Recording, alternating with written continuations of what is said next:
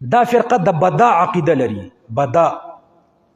بدا عقیده زده کوي. یو د امامت عقیده ده د دوی، بل عقیده د څه ده؟ د بدا یعنی الله غلطیږي، دا مطلب پوه شوئ.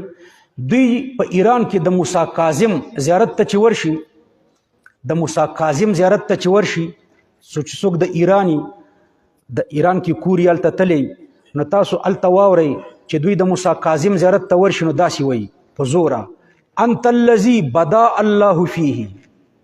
څه ورته وایي؟ انت الذي بدا الله فيه، یعنی ته هغه کس چې ستا په باره کې الله غلط شوی و. موسی کاظم ته وایي ته اول هغه کس چې ستا په باره کې الله پاک معاذ الله غلط شوی و. اصل مسله دا ده، اثنا عشریه یعنی د دوی 12 امامان دي، 12 امام 12 امامان دي. د دوی په دې 12 امامانو کې یو امام جعفر صادق دی. پوه شوئ. د دې جعفر صادق 2 زامنو، مشر زوی اسماعیل او کشر زوی هم دغه موسی کاظم و. دا زیارت یې چې دی خبر هم زده کړه. د دوی 12 امامان دي، په دې 12 امامانو کې یو امام جعفر صادق دی. د جعفر صادق څو زامنو؟ 2، یو اسماعیل بل موسی کاظم.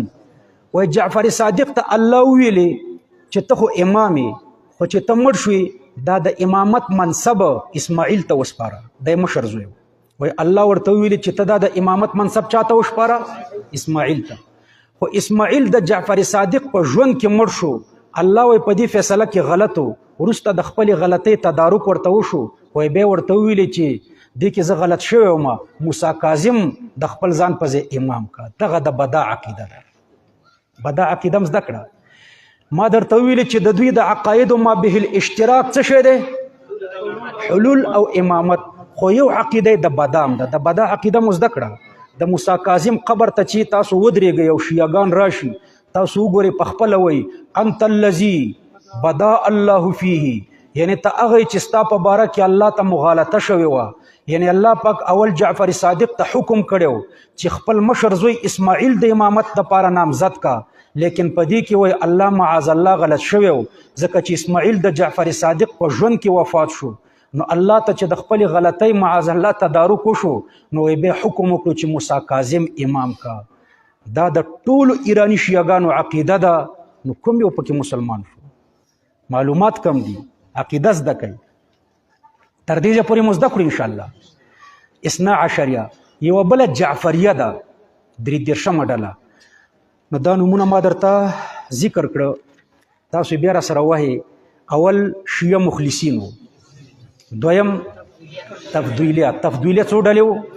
3. شاباس. بله سبیه غټې ډلې ما درته ویلې چې 2 دي که نه؟ عام روافض او غالي روافض. بیا مې غالي روافض درته 2 ډلې کړې. بیا مې درته ویلې چې وړې ډلې په دوی کې څو دي؟ 80 ډلې دي. په دې پوه شوئ. د دې ټولو مشترکه عقیده څه ده؟ حلول او امامت. په دې خو پوه شوئ. په دوی کې غټه ډله بیا څه ده په دې 80 کې؟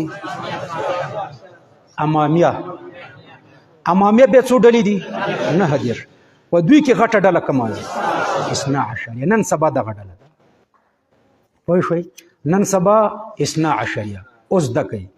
12 بیا 3 ډلې دي. نه دا سهو شومه.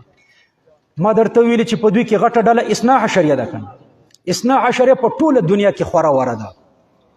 دویمه ډله په دې امامیو کې چې نن سبا موجوده ده اسماعیلیه ده. دویمه ډله کومه ده؟ اسماعیلیه. دریمه ډله زیدیه. تر دې ځایه پورې ډلې ختمې شوې. ما درته ویلي په امامیو کې څو ډلې دي؟ 9 ډلې دي. ښه، په دې 9 کې یو ډله 12. نورې درته نه یادوم چې کومې موجودې دي، نورې مې درته اجمالي یادې کړي چې کومې نن سبا د ځمکې په سر موجودې دي. امامیو کې